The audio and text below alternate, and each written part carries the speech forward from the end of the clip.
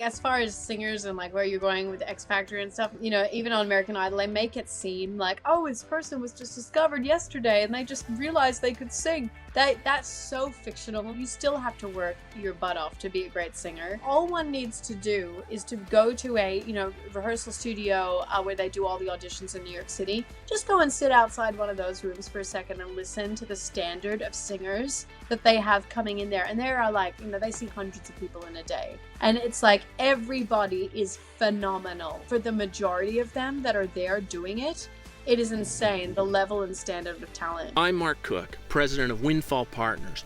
We get leaders unstuck and thriving with their teams. After turnarounds as chief executive, the largest ever studies of award-winning leaders, a New York Times bestseller, and 5-star keynotes. I've coached 4,000 client wins at top brands. My Bold Encounters is an advanced system for leading. First, powerful steps on a path forward. Second, problem-solving skills that beat obstacles fast. Now, lead with Bold Encounters today. Welcome to Bold Encounters. Today is something special for me. I have one of the greatest wives in the world, and she is the founder and leader of a vocal academy. She produces all sorts of things, plays and everything. And it has become very close to my heart, in spite of the fact that I have no ability to sing or even count music whatsoever. And I've been tested in Seattle, and they said to me after 2.5 days, have you ever tried to count music? And I said, oh yeah. And they said, how'd that go? And I said, not well. And they said, we can tell you don't have the ability to count music.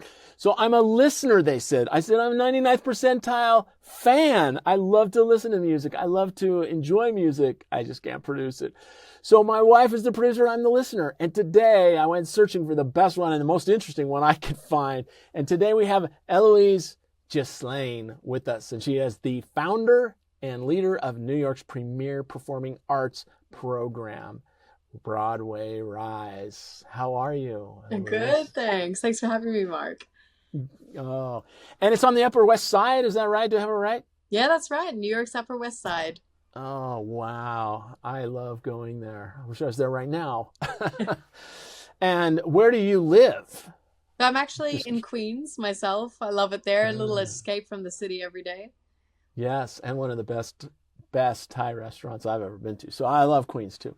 All right. And you started out in your professional career, or you started out before all this as an Australian actor. I didn't say the name right. Sorry. I tried. So I want to hear about your childhood, your origin story a little bit. I want to hear about your family and how we get to have you in this country, even if it's across the continent from me. Tell me about your youth and such. Sure. Give me the paint. So I grew up on Queensland's Sunshine Coast, which is a place that's just as beautiful as it sounds. Beachy, very laid back vibes. It's about halfway up the east coast of Australia. And I always had big dreams. Like even when I was a kid, I always wanted to go to New York and perform on Broadway. I was always into singing, acting, dancing, theater, you name it. I was there. I was always training, working really, really hard because I knew that such a crazy dream was going to take that amount of work. I had an incredible supportive family that, really inspired me to follow my dreams as well. I went and did college down in Sydney, Australia, before heading over to fulfill the dream in New York City. And I've been living here about 11 years now. So the rest is history. Sydney sounds so wonderful. Everyone should go visit Sydney, shouldn't they? Beautiful. Visit? Yeah, beautiful city. And it sounds like your hometown, too. We should go visit that as well. Well, what brought you here? So I wanted to be a performer on Broadway. So I worked. You just did it. Yeah. Like you said. That was it. You just said, I'm going. Yeah. I didn't have 19. I didn't have necessarily a visa lined up or a plan, but I figured things out. I started doing some training here in the States to get my visa to be here. I was able to make some connections in order to be able to stay and work as a coach and musical teacher. And then through that time, I eventually was able to, about 10 years later, actually get my green card to be able to stay here permanently. Well, welcome, and we're glad you can stay for a while and forever. So let's go back to Australia. Tell us a little bit about your childhood, your parents, siblings, anything like that. What was it like? Everyone's so different. Yeah, It's just, what I was really lucky to have had growing up is really this incredible youth theater program that, my family were very supportive of me attending. They needed somewhere for me to let out all my crazy theaterness. So I went there multiple times a week, actually. And it was really special because, like, it was a community of performing arts lovers led by this incredible woman who's still a mentor in my life today. And even her daughter, her and I are great friends still, even across the other side of the world. But that really inspired me. And I even did my, year 11 work experience with her. There weren't obviously many Broadway theaters on the Sunshine Coast, Australia, to be able to go and check out. So instead, I did work experience with her, and I thought, wow, it is really incredible, like how hard she works and what she created, because it really just affects so many people's lives in such a positive way. What did she create? I mean, obviously it's something like what you do, but you were part of taking lessons or in a Yeah. play, or tell us what that is. What are the So pieces of what she created? Yeah, so it was called the Budrum Youth Theater of Excellence. And what it was acting classes and musical theater classes that led towards putting on productions and really giving kids an opportunity to perform and put themselves out there. They did little workshops here and there as well to, work on specific elements of technique, singing classes, dance classes, stuff that, really fuels the creative performing arts kid. Yeah.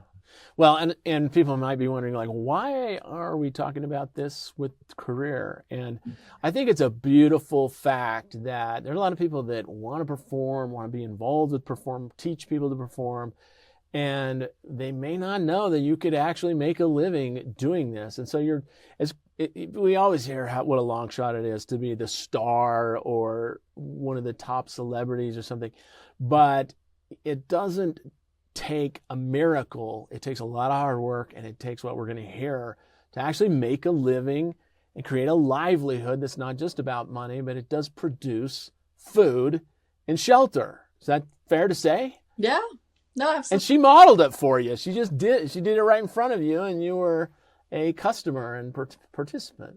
Yeah, I mean, that's the thing. Like, her program would make all these kids who are involved in these shows feel like a star. Like, they would build up their confidence to such a level that they could step out on stage and deliver, a almost professional quality performance, which is really just something quite incredible for young people, and something that really struck me when I came to New York. And, New York City is the mecca of all things performing arts, right? And so one thing that really sort of boggled my mind is the quality of youth theater in the city is actually nowhere near where I thought it was going to be. In fact, what I grew up with would have trumped that, like tenfold. So that's what I thought. Okay, no, we could definitely create something here that could really offer the kids of New York City the chance to be part of something really special. Mm. Okay, before we dive into that, let me ask you about your in her program still, her theater world, and you're seeing it modeled, and you're gaining friends and seeing how good it is, and you have this dream to go away. What was going on at home that was interesting in relation to musical? Was everyone musical or no one musical, and you were on I your was own, or what? I was a total oddball. None of my family were into it at all. I come from a very small family anyway. So it's, they're just very supportive and very loving, but like, they're like, okay, theater's her thing. Go for it. Interesting. Yeah, that's hard. So you had to do it alone in your home and appreciate it. They probably loved it and Yeah. enjoyed it, like me, the listener. But they also probably thought it was a little strange, and we just don't comprehend the feelings that you people have that are so artistic and so creative. Well, okay, so tell us about the planning and that moment when you said, "I'm really going to go to the Mecca of entertainment, New York City." What was that like? Something to know about me is that I'm incredibly stubborn. And if I, have a dream or a goal or an ambition, I do not let it go. I will not. Uh, and like I told them, like I was 12, like, Mom and Dad, I'm moving to New York City. That's just going to happen. Get used to it. And then they were like, oh, yeah, sure, honey. And then, like, of course, I went to college. I did an accelerated degree because I wanted to get to New York City as fast as possible. I did what's normally a 4-year degree in 2 years, just so that way I'd get my papers and be able to get potential visas down the road in the United States. All of that helps. So it was really, just working my guts out to be able to get here. And so you're working on it, you're working on it. How do you know when it's actually time? Like what were some of the inciting incidents or prompts where you're getting on that boat or that plane or whatever you did? I mean, I had done a few international contracts through that. Even whilst I was in college, I was able to go away for, a few weeks at a time and go and perform in Southeast Asia. I was able to, perform even when I came over to New York City just to visit.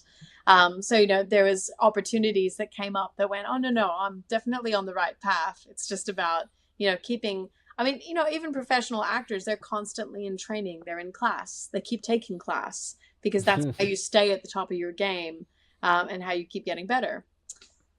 You have to become 1,000 people instead of just yourself better. We're all trying to work on ourselves, and you're trying to become 1,000 people. So tell us, I'm really curious about some of the gigs that you're an international actor. You're one of the great Australian actors. So tell us a little bit about some of the gigs before. That for Nicole, one of the great Australian actors. Well, I'm just me. I did some shows. I did. Yeah, let's hear about those. Tell us about the shows and what an actor that's doing shows all over the world does.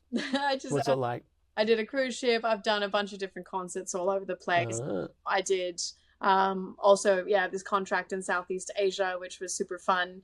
But it's really, just different productions all over the place, and a lot of these sort of concert type gigs as well. So great. Nicole was great and is. But Barbie, I think, presented a new star from Australia. Oh yeah, Margot. Yeah. Yeah. I guess she's one of the. I guess Batman probably introduced her more than Barbie, but anyway, that's terrific. Well, yeah, we can only imagine. I mean, I was in a play at second grade, and I was one of the leads. I was in Peter Pan. I was Michael. I wouldn't wear the pink jammies for some reason. I wanted to be yellow. So they had to give me yellow jammies with the little flap in the back, which they did put there, which was kind of funny in second grade to wear around. And then it was really telling in sixth grade where I didn't even get in the play. So I knew that my time was done.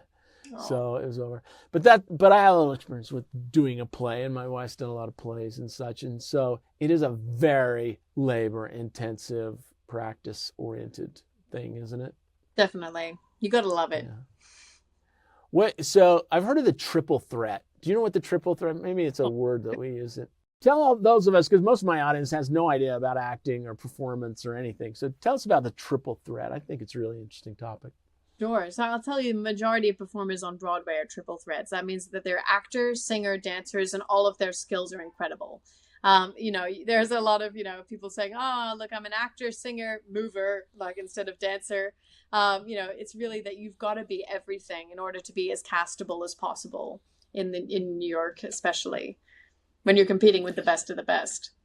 Yeah. And, it's interesting. If you go watch Les Mis, the movie, people give those actors a lot of hard times because they can't sing as well as the very top singers in the world. They're not Taylor Swift or something, or Billie Eilish or something. But wow, they were so good. I mean, there were one or two that weren't good at all, but they were in character, and I was actually shocked. Like, how do you get them to sing like that? And I think it's really amazing that people can put enough time into three things. I had a young lady that I was a leader of that was majoring in piano, and I listened to what she had to do to just major in piano. And the amount of practice and time to get the triple threat down has to be extraordinary. Like, what type of time did you spend in childhood practicing these things? Oh, hours a day, hours. Whether that be going to dance classes or singing, I used to never shut up. Like, my parents will tell you, like, it's really, I was always singing. My school teachers, my friends, they'd all say the same stuff. But that was because I think one time, like, a lesson I heard is that, if you work harder than everybody else, you'll get results that they don't have. It's really about your craft. The more hours you spend on it, the 10,000 hour rule. It's like, okay, cool. Well, we got to get to 10,000. So let's go. So those of us that have played American football, and we think we had 3 A-days, It was all day for 2 weeks. And then we spent 2.5 hours, 3 days a week during the start of school. And then we started practicing every day, 2 hours, probably limited it to 2 hours, and then some on Saturday. We think it's a lot. And it is. It's an extraordinary amount compared to other hobbies. But it's nothing compared to learning to act, dance, and sing. You were probably invested your whole youth in all three, didn't you? Yeah, no, exactly. I mean, I pretty much didn't have a personality outside of that. I mean, it's really, but it's what you love. So it's, it's just what you want to do. And, I used to spend lunchtimes at school, like, working on singing or piano or something, like always building towards the goal. And do you have to, like, even with love, like, you only date people that are doing that too, right? You don't even bump into other people in life really, unless they're out in the audience. Like, no, look, personally, I would always avoid them. I think it's like, you can't have two people too similar or they butt heads, maybe. I don't know. It's never been like, I'm typically wasn't attracted to people of my own kind. In fact, opposites I find are a much better match in that business. Interesting. Because I guess it's part of marketing where we see the big stars just hanging out with each other. And it's a matter of schedule and marketing, right? Yeah, what? How well does that go most of the time, right? Yeah, it never goes anywhere, does it? A couple of kids and they're done. Yeah, exactly. Yeah, interesting. All right, so tell me, as you got to New York, about what happened to you in New York and what before this business, as you were trying to live your dream. Tell me about that. We've all heard that cliche, but never the details and what it's like. So tell us what it's like to show up on the coast of New York City and start trying to do this. I'll tell you, it's rough, and they don't call us starving actors for nothing, because that's very much the case. Like, you're often scraping by, and like New York City is such an expensive city to live in. When I first moved over, I was actually living in New Jersey, West New York, New Jersey, which I thought was hilariously ironic, because who moves over from Australia to move to New Jersey? But here I am. And I'm, going on the Port Authority bus every single day, going to like my dance classes and, starting to go to auditions and things like that, trying to hustle, dealing with weather that I'd never dealt with before, learning. There's a lot of learning curves when you move countries, but you're also trying to break into an industry which is, challenging at the best of times. Like, even if you've moved over from, just another state in the United States, it's still a huge adjustment. And I think that was really rough. Like, it was really a matter of trying to find like little side hustles that could sort of keep me afloat in the beginning. And that's really like sort of how I fell into business, honestly, is that I really needed to create opportunities for myself to be able to make money, to support myself as an actor. Because even, when you're in the city, you got to keep taking classes. You got to keep going to dance class, acting class, vocal lessons, because otherwise, you're putting yourself behind everybody else that's training and doing that. So you got to know, not only do you have to eat food and drink water and stay warm, but you've got to keep the triple threat going, and each one has to be exceptional. Exactly. And you've got to pay for every lesson. Oh, yeah, absolutely. And that's why they call us starving actors, because like a lot of even, colleagues of mine or people I knew at the time, like we would forego having like decent nutritious meals in order to get to dance class or get to go to whatever class it was or workshop that you could take or opportunity that there was. I've got a special workshop. I'm having top ramen. You guys go without me. Yeah, it's rough stuff. So did you get anything going, cooking at all in New York before pandemic hit? It was challenging because of the fact that I was dealing with an immigration situation, and it really literally took 10 years to get my green card. So there's a lot of waiting in and amongst that. So I had work authorization. But I mean, that only lasts for a few months at a time. Usually by the time it arrives, you've only got 3 months left on it before it expires. So it was this whole thing, like for 10 years to be dealing with this. I got to admit, during the pandemic, I was like, is this even worth it? Should I just go back and live a very peaceful, beautiful life in Australia? I could do that. I could definitely do that. And I thought, nah, I got the call back for my dream job, and I was like, I guess I gotta stay now. So, that was just how it all happened. And I was like, okay, so I guess I'm meant to be in New York. So I stuck around and kept hustling and grinding. But it was somewhere around like the post-pandemic years that I'm like, this even make me happy anymore? I don't even know. It's just. And it wore you down. Well, before you get to the getting worn down, what was the dream job? Like, you got a call back from, and tell us about that. Like, what was the best thing that did show up? Little show called Wicked. I was called back for one of the leads in that. So it was a very exciting opportunity, and a dream come true, honestly, to be even considered. And honestly, like, that sort of maybe gave me the validation I needed to be like, you know what? If they're considering me amongst the best of them, cool. I didn't book that job. They gave it to somebody else who was also incredibly talented and, brilliant. So no grudges there. But it's just, I was okay with that. That I got there. I felt like if I could have kept going, or if I wanted to, I could have gotten it. But it wasn't about that anymore, I guess, at that point for me.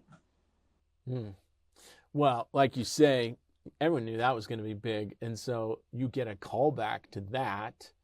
What does that feel like, to get a call back from something that big? That's got to be incredibly intense. That was super exciting. Like, just, the blood rushes all over your body. You feel amazing. That was a dream come true. Like, even just the callback was a dream come true. So to be able, like I said, to be considered for something like that, of that scale, that sort of, I guess that gave me in my mind the validation that, hey, yeah, you could absolutely do this. But it was funny because it wasn't long after that I guess I came to the point of, you know what? That would be really great and really cool, and I'm sure I'd love that, but I'm not sure it would fulfill me the way that it maybe used to, or it would have. There's New York in the background. We love it. We want to hear part of it. So tell me, though, was it the moment you found out that they gave the part to someone with a sliver less or sliver more talent on one of the three, and you didn't get it? Was that the opposite of that elation, or what was it like? Honestly, at that moment? No, that was totally fine. I mean, it was at that time, like, it was just when the pandemic had, wrapped, sort of, and things were all coming back, and there were some other things in the pipeline I had at the time. But even at that time, when I was considering, you got to remember, I was considering abandoning all of this, and then I got the call back. So I was like, oh, okay, maybe I should be excited about this again. But I'd already started having these thoughts of, do I really want to be an actor? Do I really want to dedicate my whole life to doing just this, after all? So really, that's where I'm from. Well, not everyone timed that point in their career right at pandemic, but a lot of people did. And the rest of us that didn't time it right at pandemic have had those months of wondering. And so while it seems cliche, it's actually not. Everyone's is different. I'd love you to share those internal thoughts that you had when you started having those wonderings. Sure. I mean, I guess, when I mentioned, like, growing up was all about performing arts. And I pretty much didn't have a personality outside that, to the point where I think I was creating my performer website, and they were like, write your bio. And it's like, and you're supposed to incorporate interesting facts about yourself that are not being an actor, so you can differentiate yourself to casting panels and that people find you interesting. Well, when I went to go and write that, I was like, well, I play piano and I sing and I dance, and I don't really do anything other than live and breathe this stuff. And so during the pandemic, I was actually in Wisconsin for a little bit of it, but then went to Australia.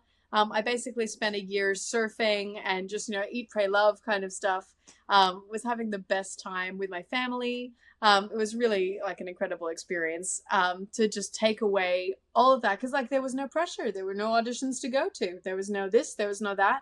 Sort of had to reinvent my whole way of doing life. And so I found a lot of other things that I enjoyed. One of which was that I created some businesses, because I was like, I have to stay busy. I got to do things. So I was always coaching, even virtually, through the pandemic. But I started doing some drop shipping businesses online. And that really filled my need for, like, creating stuff and, branding and developing products. Like, that's all fun for me. What were some of those that you worked on? That's interesting. I want to hear that too. So I started, before I ask you about the coaching. So I started 3 e-commerce businesses that are all drop shipping based. One was I thought I called it Boutique Normandie, which is like I tried to make it this French sounding brand that was all about like resort wear type beach wear, fun stuff, just to, when people are starting to go on vacations again, it's nice to have a little something to throw on after you've been in the water, or a little dress. And then I also, what else did I sell? Oh yeah, activewear was my second one. So I found Smart. great supplies for activewear online. So I started, selling those. And then ultimately I also sold one called like Everyday Bling, which is like, I found a supplier that made pretty much everything you can imagine, but like crystal encrusted. And like, oh, I'm always into things that sparkle, right? So I thought, oh, I bet you there are other people out there like that too. As it turns out, there were. And so those items are also really popular. Wow. Do you still run any of them? No, Any of them work? Did no, they take too much time? What? they did, and also like it was also a little bit to do with the Etsy fall of whatever year that was, when basically a lot of people just up and left and went, nope, not doing that anymore. So that sort of all fell out at the right time, and it was at a time when I guess the pandemic had wrapped up, and then I was going back into being an actor, so there was a little bit of a transition there. Yeah. Well, I think one of the most interesting parts of your story that I have heard is the part where it does start to shift towards the coaching and building something that has to do with other people performing instead of yourself, because I resonate with that with my wife. I watch it a couple of times a week. I'll have a little overlap in my office or studio with what she's doing. And so share with us that transition of, maybe I don't want to do this, and the e-commerce is taking a lot of time, and where you shifted next. Sure. So it's really, like I said, I shifted back into the whole acting thing for a hot minute there. But I said, you know what? I'll give myself a good go at this. If this feels really good, then I'll keep going. And if it doesn't, then I won't. And I guess I was sort of just going through the motions. I wasn't feeling as passionate about it anymore. But what I always have loved and have always felt so passionate about is coaching. And like, I always used to, think it's, when I was private coaching, I would get, obviously compensated for my time, but it really just felt like, I get to go and teach these kids music, and they, I bring them joy, like being able to help them achieve things and unlock little things within themselves. And that was always, always super rewarding, and something I never took for granted. But then also made me think of my youth theater back in Australia. And I thought, well, what about if I created that here in New York City? There's clearly a need for it. So, it was when I started creating that, actually, that, I think I mentioned I was doing like a table outside the church, where we're based. We also, I was spray chalking the sidewalks of New York City to really get the word out there. I was on a bit of a limited marketing budget in the beginning. But it was also, I wanted to create this and really give it for children. But then adults started saying, oh, do you have classes for adults? And I went, yes, we do. So I quickly went about creating those. And that program has also taken off, which has just been such a joy to see, all ages of the community being able to be involved. In the beginning, did you kind of focus on singing and coaching that, or did you do all three, or the theater and the play? Where'd you start? I was based off the youth theater that I grew up with. So they had an acting class, a musical theater class, and really that was like the two major ones. So I thought, okay, that's the two that I will offer in the beginning, in addition to continuing private coaching myself. But really that's what we focused on, is musical theater. And like in New York City, like, Broadway's just down the road. So, it's very, very popular. And of course, especially in this day and age with all these, blockbuster movie musicals, like everyone wants to get involved in musical theater. So here we are. Well, I guess you do hear a lot, those of us that are novices hear singing and acting as a pair. So you hear a lot about the triple threat and what it takes to be an ultimate star, but you do hear singing and acting paired without the dancing a lot. Yeah. Is that true? Well, you're picking up on that, is that correct? Well, it's really like, as I was mentioning, if you want to be a Broadway performer, you have to learn it all. I will say that what really makes us stand out is that we have musical theater, but we're an actor-singer focused program. So there is dance, because there is dance in this art form. But unlike some other programs, like with dance schools in New York City that offer musical theater, their stuff is very, if you've been dancing since you were 4, that's the kind of program for you. It's very dance first, acting, singing second. And even in the industry, like everyone is considered an actor first, whether you are a singer more so or a dancer after that. Ultimately, you're an actor who can sing and dance. Mm-hmm. Well, it's interesting on the singing side. The acting, if that's primary, it adds so much value because everyone wants, the people that want to be an actor, they want to be an actor like you described your childhood. One of the things that I had no idea that may be interesting to some is that the singing part is different than musical instruments. There's two reasons that I ran into. Maybe you have more to add to this, but if someone wants to sing, they're going to pay nearly twice as much for a lesson as an instrument. And half of it, well, maybe not half, but a big part of it is that in the past, people had to hire an accompanist because the coach has to sit and look at the vocals and watch the body and the mouth and the jaw and everything else and the lungs and everything. And they can't be playing the piano and focusing on music and counting music. They have to be staring at their subject, their student. And so people that teach singing have to hire an accompanist, so they always have to charge more. And even since karaoke has entered the world, and then it's transmitted now through the web, and it's ubiquitous when it wasn't before.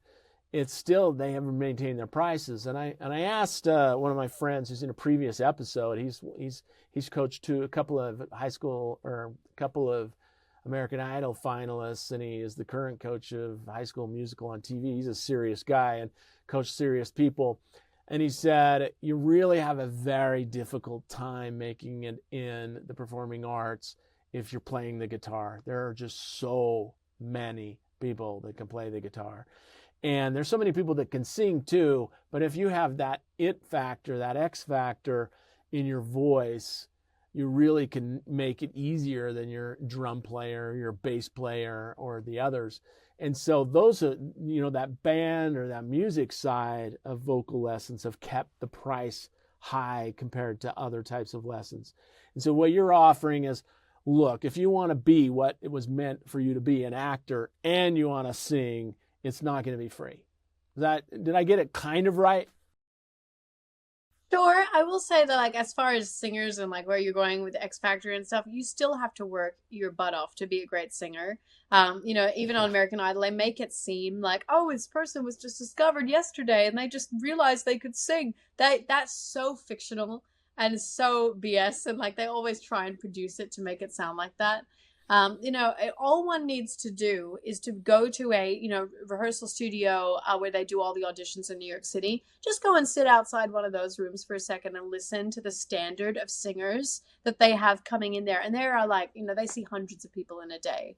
And it's like everybody is phenomenal. Like the standard is ridiculously high. They might get a couple of people who are no good, right? But for the majority of them that are there doing it, it is insane, the level and standard of talent. So really, I think, what you're getting at with the vocal lessons, like a lot of vocal coaches actually have keyboard skills and can play the piano. I would say the price of vocal coaches, more so than instrumental teachers, is also because to train the voice and then to be able to have that certain skill set, like that's really what you're compensating your instructor for then. And looking for somebody that can give you results to a certain level, right? Yeah. I've watched. I won't go too much into this. I want to tell one example because it'll seed you to give us a couple of your own examples. So I have a dog. I have an Australian dog, a Kelpie and a Heeler. They're exceptional dogs. They're the best dogs, and he listens to these lessons. And like that little moment of overlap during the week when I hear her teaching her lessons and I don't have the soundproofing on and everything, I hear a lesson or two. And she got this autistic young man who started singing.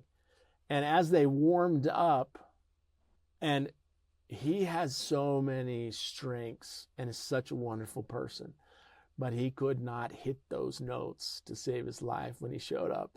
And our dog was singing the notes because he sings the warm-ups and then she kicks him out. And he was hitting the notes better than this boy. And to watch over a few months, her transform this voice into something that could hit the notes. He was hitting the warm-ups, but the songs were not perfect. And so when we got to the big 200-person recital, I was scared to death for him. And he nailed every single note and sounded terrific. And I could not believe the transformation. And of course, the parents feel 10 times that. And I watched this boy's confidence and his ability to interact with other people transformed from singing lessons. And I just think it's worth every penny. I think it's worth 10 times as much as people pay for it, what it does to a human life. Do you have any examples like that where, you've had someone that you thought this is not going to work, and then you brought them into a place where they can be expressive and hit notes and things like that? Absolutely. Countless examples, in fact. But, that is like the biggest fueling fire of what I do, is because I genuinely believe that theater is the very best thing a human being can do to elevate their confidence, period. End of story. And the fact is the proof is in the pudding. Just like you mentioned, obviously it's performing arts, singing as well, but like getting on a stage. But it's more than that. It's like just learning how to use your voice in a way that can feel that expression. But also, like in personal examples, like we had this adorable little kid come in to do, first, we had like a little trial session to begin with, because, parents, they might be a little apprehensive about committing their kids to theater if they don't really like it. Like maybe they like it in private, but this kid comes in and hides immediately under a table. There's like one table in the whole room. Like there's nowhere to hide. She finds the one place to hide. It was adorable. But we were like, oh, you're going to come out? You're going to play a theater game with us? She's like, no. And, you're coaxing her like an animal. Exactly. So then we played some games and we had some fun, and then eventually she came out. But it was just funny. Like that was lesson 1. Now let's fast forward. That was like the first half of the year. Literally 6 months later, we're auditioning for our main stage musical. And she ends up bagging one of the lead roles, and she goes out there at the very end, like she's performing in a lead role in a musical, solos and everything. Little Miss Confident, like, was hiding under a table like 6 months ago. Like, what? So it just goes to show the difference that theater can make. I even had like another little boy who saw me on the street. He was with his dad. And they were walking down and they saw me, and I was giving away balloons at the time to like get the word out about Broadway Rise. And he comes over to me. The dad's actually an actor, but his kid is painfully shy. Super sweet though. And then I gave him a balloon, but he was like a bit shy, didn't want to take it necessarily. I'm just like, thank you. And then, super quiet. He eventually goes into our acting class. And then we did a self-devised script for them. And he had monologues and everything. This kid was standing in front of 100 people that he had never met before, talking as the character that he was so proudly. And if you could only have seen his beautiful little face after that sense of accomplishment that he had from getting out there and doing that, like, that's what we do this for. It's just truly the most rewarding work. That's amazing. Look, I'm going to be greedy, and I'm going to ask you to think of a very specific type of story that you've experienced. Can you think of any of your students, adult, young, whatever, where they had a key moment where it was like a lead where they had to sing and act at the same time, and they were starting out by hiding under the tables or the equivalent, or not hitting the notes and the equivalent? Do you have any of those that? Well, I mean, there's definitely been kids that, they just worked their tail off and actually performed like, a really incredible solo, and like they'd never had that opportunity before. I mean, I think those 2 examples I shared are the 2 most key ones that I often tell people about, because they just, those ones were real standouts for me, just to see the real difference that made. But we've also had kids that, special needs even, that came into the program, and we're just like, we're not sure if they belong to begin with. Even the parents were maybe a little bit apprehensive about getting them involved. But then again, like they went out there and performed a show, and like were so proud of themselves after the fact, for having been able to actually, learn the lines and learn the choreography and, go out there and do it. So even that is just incredibly rewarding work. Yeah, I agree with what you're saying. I love team sports. I loved all the things that I did as a youth, and they were confidence building and teamwork building and stuff. But I've got to agree with you, because I looked out one of the shows that I still was doing AV. My wife's a little bit above me now for getting the AV done. She gets it done in other ways where a professional can do it. But, she needed her hack husband to help her in the beginning. And so I had a little proximity to the microphone once. And I'd been to 2 or 3 of her shows because she was starting out. And I got up to the mic because I'm not scared of that sort of thing. But I can't sing. I think I've shared that today. And I said to the audience, I just couldn't help it. I said to all those friends, parents, neighbors, fans, people that just showed up, there's a couple hundred of them, and I said, I want everyone who's ever stood up on a stage and sung alone, not in a choir, not in a duet, alone in front of half this many people. Raise your hand. And like 3 people did. And you have kids, and here's the advertisement for parents for you if they live in New York or in Salt Lake. But if you have a child that needs to have a place in youth, it's not their soulful identity, but it is an identity that can help them adjust and interact and be part of a group in their youth. And if you want someone to get confidence, they become someone who can't hit a note, hides under a table, special needs, then standing on a stage, singing a song alone in front of a couple hundred people. Nothing can really get you interacting with humans more comfortably than doing that. And like you said, the short order of it, 6 months? Like, who wouldn't send their kid to counseling and get a cure in 6 months? That's ridiculously fast to get someone a confidence like you do. It's so amazing, I think. Yeah.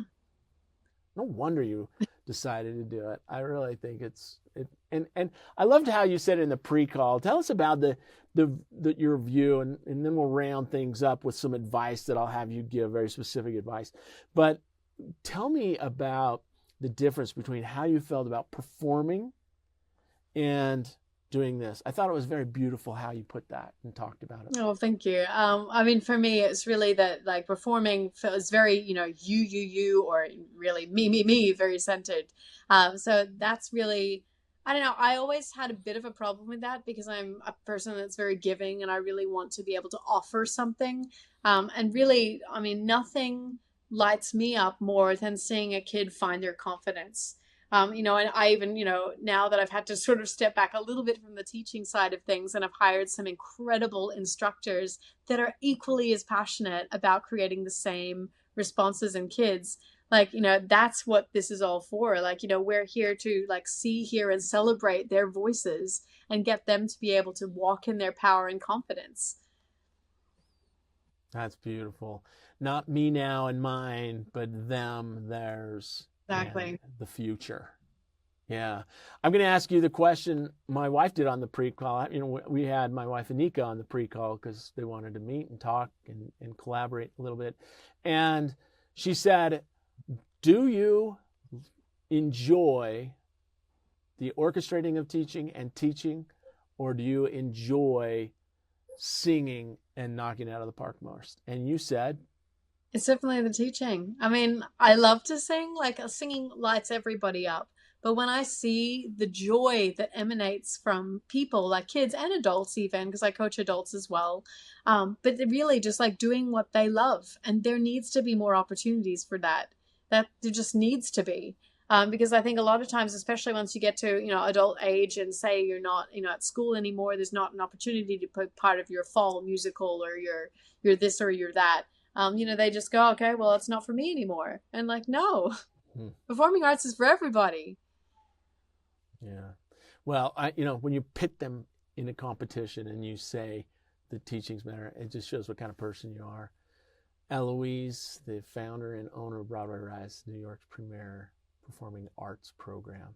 Thanks so much for sharing your story.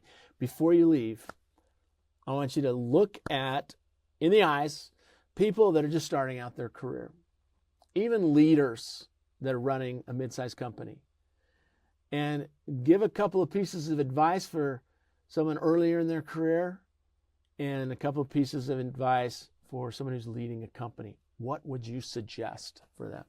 Oh, I have some great nuggets of wisdom there. For sure, always stay curious, always be learning things. If you don't know how to do something, figure it out. Go and learn how to do it. There's a million resources that we have now, like, even AI or, YouTube or anything. You can learn anything these days. Work hard. If you're passionate about something, you will immediately want to work hard for it anyway. If you've got something that lights a fire behind what you do, that's going to keep you being able to work hard without burning out so much. On that, also take breaks. Like, breaks are important. Even if it is what you love, being able to take, think of a sprint and then be able to take a little break and then, reset and get your mind in a frame where you can come back to your passion project and keep the gumption going. So really, I guess, those are my three things. It's just, you got to just stay motivated, but have a reason why, and, have a real passion there, and then it'll take you very far. Tell us where we can find you, Eloise. Where can we find you? At BroadwayRise.com. That is our website. And that's based in New York City, of course, but you can reach out to me personally, Eloise at BroadwayRise.com, and check out what we've got going on there. But everyone is welcome at Broadway Rise. Thank you so much. Appreciate it. Thanks so much. Thank you for joining us to get leaders unstuck and thriving with their teams. You've heard a little bit about the power of bold encounters and leadership. Watch on. Go to full episodes with the iconic expert interviews at markspencercook.com/podcast. And please subscribe. My site takes you directly to YouTube video and podcast versions. Please make comments. Share this with your friends. Also, reach out to us to just brainstorm your priorities, challenges, events, or how bold encounters might help. Visit windfallpartners.com. Click the Let's Talk button without obligation and reach out. I look forward to speaking. Thank you for joining us. Now, let's lead with bold encounters today.